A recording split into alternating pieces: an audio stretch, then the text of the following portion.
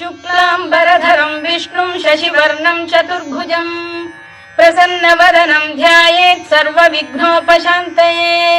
व्यासं वसिष्ठनप्तारं शक्तेः पौत्रमकल्मषं पराशरात्मजं वन्दे शुकतातं तपोनिधिं। व्यासाय विष्णुरूपाय व्यासरूपाय विष्णवे नमो वै ब्रह्मनिधये वासिष्ठाय नमो नमः। अविकाराय शुद्धाय नित्याय परमात्मने सदैकरूपरूपाय विष्णवे सर्वजिष्णवे यस्य स्मरणमात्रेण जन्म संसारबन्धनात् विमुच्यते। नमस्तस्मै विष्णवे प्रभविष्णवे। ॐ नमो विष्णवे प्रभविष्णवे। श्रीवैशम्पायन उवाच श्रुत्वा धर्मानशेषेण पावनानि च सर्वशः युधिष्ठिरः शान्तनवं पुनरेवाभ्यभाषत। युधिष्ठिर उवाच किमेकं दैवतं लोके किं वाप्येकं परायणं स्तुवन्तः कङ्कमर्चन्तः प्राप्नुयुर्मानवा शुभम्। को धर्मः सर्वधर्माणां भवतः परमो मतः किं जपन्मुच्यते जन्तुर्जन्म संसारबन्धनात्। श्रीभीष्म उवाच जगत्प्रभुं देवदेवमनन्तं पुरुषोत्तमं स्तुवन्नाम सहस्रेण पुरुषः सततोत्थितः तमेव चार्चयन् नित्यं भक्त्या पुरुषमव्ययम् ध्यायन् स्तुवन् नमस्यं च यजमानस्तमेव च अनादिनिधनं विष्णुं सर्वलोकमहेश्वरम् लोकाध्यक्षं स्तुवन् नित्यं सर्वदुःखातिगो भवेत्। ब्रह्मण्यं सर्वधर्मज्ञं लोकानां कीर्तिवर्धनं लोकनाथं महद्भूतं सर्वभूतभवोद्भवम् एष मे सर्वधर्माणां धर्मोऽधिकतमो मतः यद्भक्त्या पुण्डरीकाक्षं स्तवैरर्चेन्नरः सदा। परमं यो महत्तेजः परमं यो महत्तपः परमं यो महद्ब्रह्म परमं यः परायणम् पवित्राणां पवित्रं यो मङ्गलानां च मङ्गलम् दैवतं देवतानां च भूतानां यो व्ययः यतः सर्वाणि भूतानि भवन्त्यादियुगागमे यस्मिंश्च प्रलयं यान्ति पुनरेव युगक्षये तस्य लोकप्रधानस्य जगन्नाथस्य भूपते विष्णोर्नाम सहस्रं मे शृणु पापभयापहम्। यानि नामानि गौणानि विख्यातानि महात्मनः ऋषिभिः परिगीतानि तानि वक्ष्यामि भूतये। ऋषिर्नाम्नां सहस्रस्य वेदव्यासो महामुनिः छन्दोऽनुष्टुप् तथा देवो भगवान् देवकीसुतः अमृतांशुद्भवो बीजं शक्तिर्देवकी नन्दनः त्रिसामा हृदयं तस्य शान्त्यर्थे विनियुज्यते। विष्णुं जिष्णुं महाविष्णुं प्रभविष्णुं महेश्वरम् अनेकरूपदैत्यान्तं नमामि पुरुषोत्तमम्। अस्य श्रीविष्णोर्दिव्यसहस्रनामस्तोत्रमहामन्त्रस्य श्रीवेदव्यासो भगवान् ऋषिः अनुष्टुप्छन्दः श्रीमहाविष्णुः परमात्मा श्रीमन्नारायणो देवता अमृतांशुद्भवो भानुरिति बीजम् देवकी नन्दन श्रेष्ठेति शक्तिः उद्भवः क्षोभणो देव इति परमो मन्त्रः शङ्खबृन्नन्दकी चक्रीति कीलकम् शार्ङ्गधन्वा गदाधर इत्यस्त्रम् रथाङ्गपाणिरक्षोभ्य इति नेत्रम् त्रिसामा सामरः सामेति कवचम् आनन्दं परब्रह्मेति योनिः ऋतुः सुदर्शनकाल इति दिग्बन्धः श्रीविश्वरूप इति ध्यानम्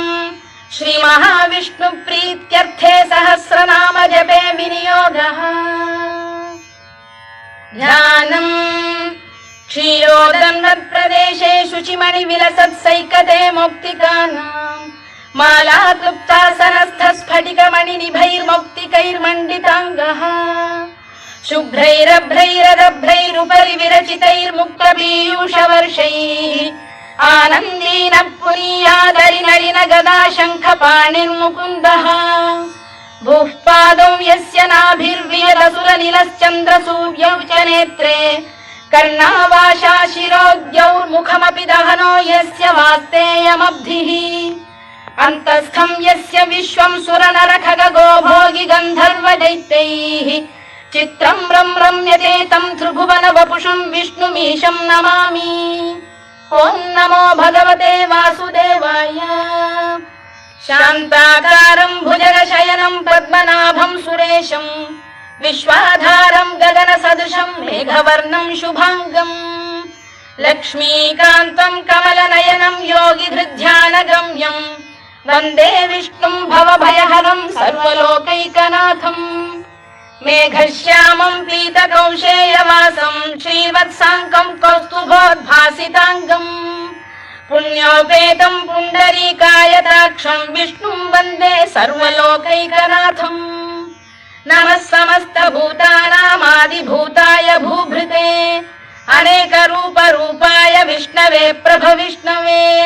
सशङ्खचक्रं सकिरीटकुण्डलं सपीतवस्त्रं सरसीरुहेक्षणं सहारवक्षस्थलशोभिकौस्तुभं नमामि विष्णुं शिरसा चतुर्भुजम्। छायायां पारिजातस्य हेमसिंहासनोपरि आसीनमम्बुदश्याममायताक्षमलङ्कृतम् चन्द्राननं चतुर्बाहुं श्रीवत्साङ्कितवक्षसम् रुक्मिणी सत्यभामाभ्यां सहितं कृष्णमाश्रये।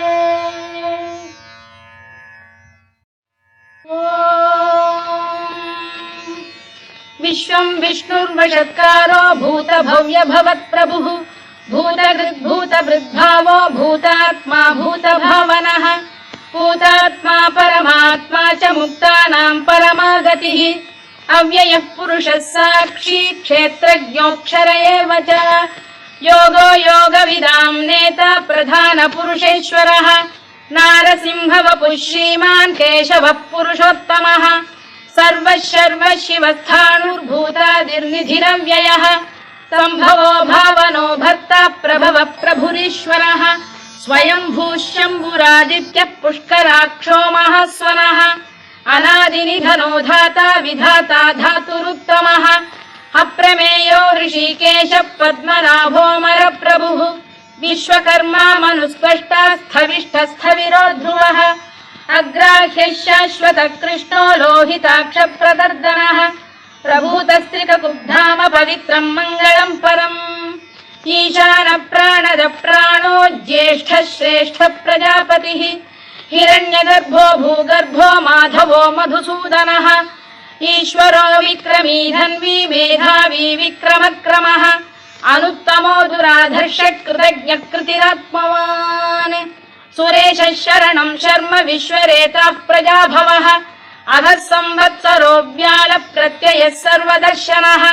अजः सर्वेश्वरः सिद्धः सिद्धिः सर्वादिरच्युतः वृषाकपिरमेयात्मा सर्वयोगविनिसृतः वसुर्वसुमनः सत्यः समात्मा संमितः समः अमोघः पुण्डरीकाक्षो वृषकर्मा वृषाकृतिः रुद्रो बहुशिरा बभ्रुर्विश्वयोनिश्चुचिश्रवाः अमृतः शाश्वतस्थाणुर्वरारोहो महातपाः सर्वगः सर्वविद्भानुर्विश्वक्सेनो जनार्दनः वेदो वेदविरव्यङ्गो वेदाङ्गो वेदवित्कविः लोकाध्यक्षः सुराध्यक्षो धर्माध्यक्षः कृताकृतः चतुरात्मा चतुर्व्यूहश्चतुर्दंष्टश्चतुर्भुजः भ्राजिष्णुर्भोजनं भोक्ता सहिष्णुर्जगदादिजः अनघो विजयो जेता विश्वयोनिः पुनर्वसुः उपेन्द्रो वामनः प्रांशुरमोघः शुचिरूर्जितः अतीन्द्रः सङ्ग्रहः सर्गो धृतात्मा नियमो यमः वेद्यो वैद्यः सदा योगी वीरः माधवो मधुः अतीन्द्रियो महामायो महोत्साहो महाबलः महाबुद्धिर्महावीर्यो महाशक्तिर्महाद्युतिः अनिर्देश्य वपुः श्रीमान् अमे आत्मा महाधृधृत् महेश्वासो महीभर्ता श्रीनिवासः सताङ्गतिः अनिरुद्धः सुरानन्दो गोविन्दो गोविदाम्पतिः मरीचिर्दमनो हंसः सुपर्णो भुजगोत्तमः हिरण्यनाभः सुतपाः पद्मनाभः प्रजापतिः अमृत्युः सर्वदृक्सिंहः सन्धाता सन्धिमान् स्थिरः अजो दुर्मर्षण शास्ता विश्रुतात्मा सुरारिः गुरुर्गुरुतमो धाम सत्यः सत्यपराक्रमः निमिषो निमिषस्रग्वी वाचस्पतिरुदारधीः अग्रणी ग्रामणी श्रीमान् न्यायो नेता समीरणः सहस्रमूर्धा विश्वात्मा सहस्राक्षः सहस्रपात् आवर्तनो निवृत्तात्मा संवृतः सम्प्रमर्दनः अधः संवर्तको वह्निरनिरोधरणीधरः सुप्रसाद प्रसन्नात्मा विश्वधृक् विश्वभुग्विभुः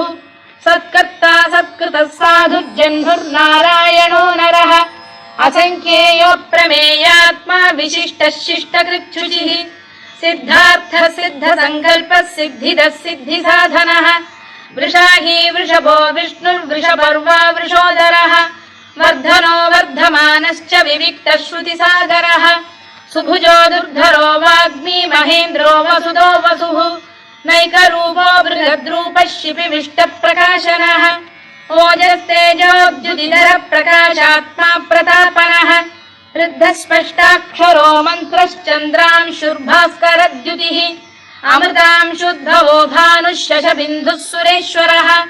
औषधं जगतः सेतुः सत्यधर्मपराक्रमः भूतभव्यभवन्नाथः पवनः पावनो नरः कामः कामकृत्कान्तः कामः कामप्रदप्रभुः युगादिकृद्युगावर्तो नैकमायो महाशनः अदृश्यो व्यक्तरूपश्च सहस्रजिदनन्तजित् इष्टो विशिष्टः शिष्टेष्टः शिखण्डी नघुषो वृषः क्रोधः क्रोधकृत्कर्ता विश्वबाहुर्महीधरः अच्युत प्रथितः प्राणदो वासवानुजः अपां निधिरधिष्ठानमप्रमत्त प्रतिष्ठितः स्कन्दधरो धुर्यो वरदो वायुवाहनः वासुदेवो बृहद्भानुरादिदेवः पुरन्दरः अशोकस्तारणस्तारः शूरः शौरिर्जनेश्वरः अनुकूलः शतावर्तः पद्मी पद्मनिभेक्षणः पद्मनाभोरविन्दाक्षः पद्मगर्भः शरीरभृत् महर्धिर्वृद्धो वृद्धात्मा महाक्षो गरुडध्वजः अतुलः शरभो भीमः समयज्ञो हविर्हरिः सर्वलक्षणलक्षण्यो लक्ष्मीवान् समितिञ्जयः विक्षरो रोहितो मार्गो हेतुर्दामोदरः सः महीधरो महाभागो वेगवानमिताशनः उद्भवः क्षोभणो देवः श्रीगर्भः परमेश्वरः कारणं कारणं कर्ता विकर्ता गहनो गुहः व्यवसायो व्यवस्थानः संस्थानस्थानदो ध्रुवः परद्धिः परमस्पष्टस्तुष्टः पुष्टः शुभेक्षणः रामो विरामो विरतो मार्गो नेयो नयोनयः वीरः शक्तिमतां श्रेष्ठो धर्मो धर्मविदुत्तमः वैकुण्ठः पुरुषः प्राणद प्रणवपृतुः हिरण्यगर्भः शत्रुघ्नो व्याप्तो वायुरधोक्षजः ऋतुः सुदर्शनकारः परमेष्ठी परिग्रहः उग्रः संवत्सरो दक्षो विश्रामो विश्वदक्षिणः विस्तारस्थावरस्थाणुः प्रमाणं बीजमव्ययम् अर्थोऽनर्थो महाकोशो महाभोगो महाधनः अनिर्विण्णस्थविष्ठो भूर्धर्मयूपो महामखः नक्षत्रनेमिर्नक्षत्री क्षमः क्षामः समीहनः यज्ञयुज्यो महेज्यश्च क्रतुः सत्रं सदां गतिः सर्वदर्शी विमुक्तात्मा सर्वज्ञो ज्ञानमुत्तमम् सुव्रतः सुमुखः सूक्ष्मः सुघोषः सुखदः सुहृद् मनोहरो जितक्रोधो वीरबाहुर्विदारणः स्वापनः स्ववशो व्यापी नैकात्मा नैककर्मकृत् वत्सरो वत्सी रत्नगर्भोधनेश्वरः धर्मकृद्धर्मी सदसक्षरमक्षरम् अविज्ञाता सहस्रांशुर्विधाता कृतलक्षणः गभस्तिनेमिः सप्तस्तः सिंहो भूतमहेश्वरः आदिदेवो महादेवो देवेशो देवभृद्गुरुः उत्तरो गोपतिर्गोप्ता ज्ञानगम्यः पुरातनः शरीरभूतभृद्भोक्ता कपीन्द्रो भूरि दक्षिणः सोमपोऽमृतपः सोमः पुरुजित् पुरुषत्तमः विनयो जयः सत्यसन्धो दाशार्हः सात्वतां पतिः जीवो विनयिता साक्षी मुकुन्दो मितविक्रमः अम्भोनिधिरनन्तात्मा महोदधिशयोऽन्तकः अजो महार्घ स्वाभाव्यो जितामित्रप्रमोदनः आनन्दो नन्दनो नन्दः सत्यधर्मात्रिविक्रमः महर्षिः कपिलाचार्यः कृतज्ञो मेदिनीपतिः त्रिपदस्त्रिदशाध्यक्षो महाशृङ्गकृतान्तकृत् महावराहो गोविन्दः सुषेणः कनकाङ्गनी गुह्यो गभीरो गहनो गुप्तश्चक्रगदाधरः मेधास्वाङ्गो जितकृष्णो दृढः सङ्कर्षणोच्युतः वरुणो वारुणो वृक्षः पुष्कराक्षो महामनाः भगवान् भगहानन्दी वनमाली हलायुधः आदित्यो ज्योतिरादित्यः सहिष्णुर्गतिसत्तमः सुधन्वाखण्ड परशुर्दारुणो द्रविणप्रदः दिवस्पृक् सर्वदृग्व्यासो वाचस्पतिरयो निजः त्रिसामासामगः साम निर्वाणम् भेषजम् भिषज सन्न्यासकृच्छमशान्तो निष्ठा शान्तिः परायणम् शुभाङ्गः शान्तिदः स्रष्टा कुमुदः कुवलेशयः गोहितो गोपतिर्गोप्ता वृषभाक्षो वृषप्रियः अनिवर्ती निवृत्तात्मा संक्षेप्ताक्षेमकृत् शिवः श्रीवत्सवक्षः श्रीवासः श्रीपतिः श्रीमताम्बरः श्रीधः श्रीशः श्रीनिवासः श्रीनिधिः श्रीविभावनः श्रीधर श्रीकर श्रेयः श्रीमान् लोकत्रयाश्रयः स्वक्षः स्वङ्गः शतानन्दो नन्दिर्ज्योतिर्गणेश्वरः विजितात्मा विधेयात्मा सत्कीर्तिश्चिन्न संशयः उदीर्णः सर्वतश्चक्षुरनीशः शाश्वतः स्थिरः भूषयो भूषणो भूतिर्विशोकः शोकनाशनः अर्चिष्मानर्चितः कुम्भो विशुद्धात्मा विशोधनः अनिरुद्धो प्रतिरथ प्रद्युम्नो मितविक्रमः कालनेमिनिः वीरः शौरिः शूरजनेश्वरः त्रिलोकात्मा त्रिलोकेशः केशवः केशिः हरिः कामदेवः कामपालः कामी कान्तकृतागमः अनिर्देश्य वपुर्विष्णुर्वीरोऽनन्तो धनञ्जयः ब्रह्मण्यो ब्रह्मकृद्ब्रह्मा ब्रह्म ब्रह्मविवर्धनः ब्रह्मविब्राह्मणो ब्रह्मी ब्रह्मज्ञो ब्राह्मणप्रियः महाकमो महाकर्मा महातेजा महोरगः महाक्रतुर्महायज्वा महायज्ञो महाहविः स्तव्यस्तव प्रियस्तोत्रम् स्तुतिस्तोतारणप्रियः पूर्णः पूरयिता पुण्यः पुण्यकीर्तिरनामयः मनोजवस्तीर्थकरो वसुरेता वसुप्रदः वसुप्रदो वासुदेवो वसुर्वसुमनाहविः सद्गतिः सत्कृतिः सत्ता सद्भूतिः सत्परायणः शूरसेनो यदुश्रेष्ठः सन्निवासः सुयामुनः भूतावासो वासुदेवः सर्वासु निलयो नलः दर्पः दर्पदो दृप्तो दुर्धरोऽथा पराजितः विश्वमूर्तिर्महामूर्तिर्दीप्तमूर्तिरमूर्तिमान् अनेकमूर्तिरव्यक्तः शतमूर्तिः शताननः एकोनैकः स वक्र किं यत्तत्पदमनुत्तमम् लोकबन्धुर्लोकनाथो माधवो भक्तवत्सलः सुवर्णवर्णो हेमाङ्गो वराङ्गश्चन्दनाङ्गदी वीरः विषमः शून्यो घृता क्षीरचरश्चरः अमानी मानदो मान्यो लोकस्वामी त्रिलोकधृत् सुमेधा मेधजो धन्यः सत्यमेधाधराधरः तेजो वृषोद्युतिधरः सर्वशत्रभृताम्बरः प्रग्रहो निग्रहो व्यग्रो नैकशृङ्गो गदाग्रजः चतुर्मूर्तिश्चतुर्बाहुश्चतुर्व्यूहश्चतुर्गतिः चतुरात्मा चतुर्भावश्चतुर्वेदविदेकपात् समावर्तो निवृत्तात्मा दुर्जयो दुरतिक्रमः दुर्लभो दुर्गमो दुर्गो दुरावासो दुरारिः शुभाङ्गो लोकसारङ्गः सुतन्तुस्तन्तु वर्धनः इन्द्रकर्मा महाकर्मा कृतकर्मा कृतागमः उद्भवः सुन्दरः सुन्दो रत्ननाभः सुलोचनः अर्को वाजसनः शृङ्गी जयन्तः सर्वविजयी सुवर्णबिन्दुरक्षोभ्यः सर्ववागीश्वरेश्वरः महाह्रदो महागर्तो महाभूतो महानिधिः कुमुदः कुन्दरः कुन्दः पर्जन्यः पावनो निलः अमृताशोऽमृतवपुः सर्वज्ञः सर्वतोमुखः सुलभः सुव्रतः सिद्धः शत्रुजिच्छत्रुतापनः न्यग्रोधोदुम्बरोश्चतश्चाणूरान्ध्रनिषूदनः सहस्रार्चिः सप्तजिह्वः सप्तैधा सप्तवाहनः अमूर्तिरनघोचिन्त्यो भयकृद्भयनाशनः अणुबृहत्कृशस्थूलो गुणभृन्निर्गुणो महान् अधृतस्वधृतस्वास्य प्राग्वंशो वंशवर्धनः धारभृत्कथितो योगी योगीशः सर्वकामदः आश्रमश्रमणः क्षामः सुपर्णो वायुवाहनः धनुर्धरो धनुर्वेदो दण्डो दमयिता दमः अपराजितः सर्वसहो नियन्ता नियमो यमः सत्त्ववान् सात्विकः सत्यः सत्यधर्मपरायणः अभिप्रायप्रियार्होः प्रियकृत्प्रीतिवर्धनः विहाय सगदिर्ज्योतिः सुरुचिर्पुतभुग्विभुः रविर्विरोचनः सूर्यः सवितारविलोचनः अनन्तो हुतभुग्भोक्ता सुखदो नैकजोऽग्रजः अनिर्विण्णः सदामर्षी लोकाधिष्ठानमद्भुतः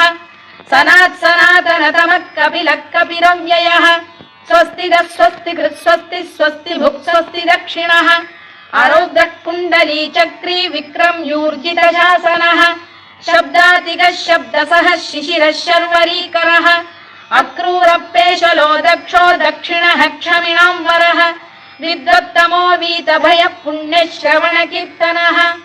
उत्तारणो दुष्कृतिः पुण्यो दुःस्वप्ननाशनः वीरः रक्षणः सन्तो जीवनपर्यवस्थितः अनन्तरूपोऽनन्तश्रीर्जितमन्युर्भयापहः चतुरश्रो गभीरात्मा विदिशो व्यादिशो दिशः अनादिर्भूर्भुवो लक्ष्मी सुवीरो रुचिराङ्गदः जननो जनजन्मादिर्भीमो भीमपराक्रमः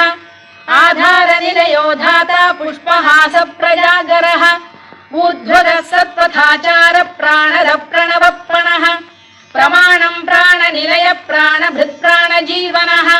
तत्त्वं तत्त्वविदेकात्मा जन्म मृत्युजरातिगः भूर्भुवः स्वस्तरुस्तारः सविता प्रपितामहः यज्ञो यज्ञपतिर्यज्वा यज्ञाङ्गो यज्ञवाहनः यज्ञभृद्यज्ञकृद्यज्ञी यज्ञभुग्यज्ञसाधनः यज्ञान्तकृद्यज्ञगुह्यमन्नमन्नाद एव च आत्मयोनिः स्वयं जातो वैखानः सामगायनः देवकीनन्दनः स्रष्टा क्षितीशः पापनाशनः शङ्खबृन्नन्दकी चक्री शार्ङ्गधन्वा गदाधरः तथाङ्गपाणिरक्षोभ्यः सर्वप्रहरणायुधः सर्वप्रहरणायुध ॐ नम इति वनमाली गरीशाङ्गी शङ्खी चक्री च नन्दकी श्रीमान्नारायणो विष्णुर्वासुदेवोऽभिरक्षतु वनमाली गरीशाङ्गी शङ्खी चक्री च नन्दकी श्रीमान्नारायणो विष्णुर्वासुदेवोऽभिरक्षतु वनमाली गरीशाङ्गी शङ्खी चक्री च नन्दकी श्रीमान्नारायणो विष्णुर्वासुदेवोऽभिरक्षतु इतीदं कीर्तनीयस्य केशवस्य महात्मनः नाम्नां सहस्रं दिव्यानामशेषेण प्रकीर्तितम् य इदं शृणुयात् नित्यं यश्चापि परिकीर्तयेत् नाशुभं प्राप्नुयात् किञ्चित् सोमुत्प्रेह च मानवः वेदान्तको ब्राह्मणस्य क्षत्रियो विजयी भवेत् वैश्यो धनसमृद्धः स्यात् शूद्रः सुखमवाप्नुयात् धर्मार्थी प्राप्नुयात् धर्ममर्थार्थी चार्थमाप्नुयात् कामानवाप्नुयात् कामी प्रजार्थी चाप्नुयात् प्रजाम् भक्तिमान् यः सदोत्थाय शुचिस्तद्गतमानसः सहस्रं वासुदेवस्य नाम्नामेतत्र कीर्तयेत् यशः प्राप्नोति विपुलं याति प्राधान्यमेव च अचलां श्रियमाप्नोति श्रेयः प्राप्नोत्यनुत्तमम् न भयं क्वचिदाप्नोति वीर्यं तेजश्च विन्दति भवत्यरोगोद्युतिमान् बलरूपगुणान्वितः रोगार्तो मुच्यते रोगात् बद्धो मुच्येत बन्धनात् भयान्मुच्येत भीतस्तु मुच्येतापन्न आपदः दुर्गाण्यतितरत्याशु पुरुषः पुरुषोत्तमम् सुवन्नाम सहस्रेण नित्यं भक्तिसमन्वितः वासुदेवाश्रयो मर्त्यो वासुदेवपरायणः सर्वपापविशुद्धात्मा याति ब्रह्म सनातनम् न वासुदेव भक्तानामशुभं विद्यते क्वचित् जन्म मृत्युजरा व्याधि भयं नैवोपजायते इमं स्तवमधीयानः श्रद्धा भक्ति समन्वितः युज्येतात्मसुखक्षान्ति श्रीधृतिस्मृतिकीर्तिभिः न क्रोधो न च मात्सर्यं न लोभो न शुभामतिः भवन्ति कृतपुण्यानां भक्तानां पुरुषोत्तमे द्यौः स चन्द्रार्कनक्षत्राखं दिशो भूर्महो दधिः वासुदेवस्य वीर्येण विधृतानि महात्मनः ससुरासुरगन्धर्वं स यक्षोरगराक्षसम् जगत्वशे वर्ततेदं कृष्णस्य सचराचरम् इन्द्रियाणि मनो बुद्धिः सत्त्वं तेजो बलं धृतिः वासुदेवात्मकान्याहुः क्षेत्रं क्षेत्रज्ञ एव च सर्वागमानामाचार प्रथमं परिकल्पते आचार प्रभवो धर्मो धर्मस्य प्रभुरच्युतः ऋषयः पितरो देवा महाभूतानि धातवः जङ्गमा जङ्गमं चेदं जगन्नारायणोद्भवम् योगो ज्ञानं तथा साङ्ख्यं विद्या शिल्पादिकर्म च वेदाः शास्त्राणि विज्ञानमेतत् सर्वं जनार्दनात् एको विष्णुर्महद्भूतं पृथग्भूतान्यनेकशः त्रीन् लोकान् व्याप्य भूतात्मा भुङ्क्ते विश्वभुवव्ययः इमं स्तवं भगवतो विष्णोर्व्यासेन कीर्तितम् पठेद्य इच्छेत् पुरुषः श्रेयत् प्राप्तुं सुखानि च विश्वेश्वरमजं देवं जगतः प्रभुमव्ययम् भजन्ति ये पुष्कराक्षं न ते यान्ति पराभवम् न ते यान्ति पराभवम् ओन्नम इति अर्जुनोवाच पद्मपत्र विशालाक्ष पद्मनाभ सुरोत्तमा भक्तानामनुरक्तानां त्राता भव जनार्दन श्रीभगवानुवाच यो मां नाम सहस्रेण स्तोतुमिच्छति पाण्डव सोऽहमेकेन श्लोकेन स्तुत एव न संशयः स्तुत एव न संशयोऽन्नम इति व्यास उवाच वासनाद् वासुदेवस्य वासितं भुवनत्रयम् सर्वभूतनिवासोऽसि वासुदेव नमोऽस्तु ते वासुदेव नमोऽस्तु ते ओन्नम इति पार्वत्युवाच केनोपायेन लघुना विष्णोर्नाम सहस्रकम् पठ्यते पण्डितैर्नित्यं श्रोतुमिच्छाम्यहं प्रभो ईश्वर उवाच श्रीराम राम रामेति रमे रामे मनोरमे सहस्रनाम तत्तुल्यं राम नाम वरानने श्रीराम राम रामेति रमे रामे मनोरमे सहस्रनाम तत्तुल्यं राम नाम वरानने श्रीराम राम रामेति रमे रामे मनोरमे सहस्रनाम तत्तुल्यं राम नाम वरानने राम नाम वरानन ओन्नम इति ब्रह्मोवाच नमोऽस्त्वनन्ताय सहस्रमूर्तये सहस्रपादाक्षि शिरोरुबाहवे सहस्रनाम्ने पुरुषाय शाश्वते सहस्रकोटियुगधारिणे नमः सहस्रकोटियुगधारिणे नमः ओन्नम इति सञ्जय उवाच यत्र योगेश्वर कृष्णो यत्र पार्थो धनुर्धरः तत्र श्रीविजयो भूतिर्ध्रुवा नीतिर्मतिर्मम श्रीभगवानुवाच अनन्याश्चिन्तयन्तो मां ये जनाः पर्युपासते तेषां नित्याभियुक्तानां योगक्षेमं वहाम्यहम् परित्राणाय साधूनां विनाशाय च दुष्कृतां धर्म संस्थापनार्थाय संभवामि युगे युगे आर्ता विषण्णा शिथिलाश्च भीता घोरेषु च व्याधिषु वर्तमानाः संकीर्त्य नारायण शब्दमात्रं विमुक्तदुःखाः सुखिनो भवन्तु कायेन वाचा मनसेन्द्रियैर्वा बुद्ध्यात्मना वा प्रकृते स्वभावात् करोमि यद्यत् सकलं परस्मै नारायणायेति समर्पयामि।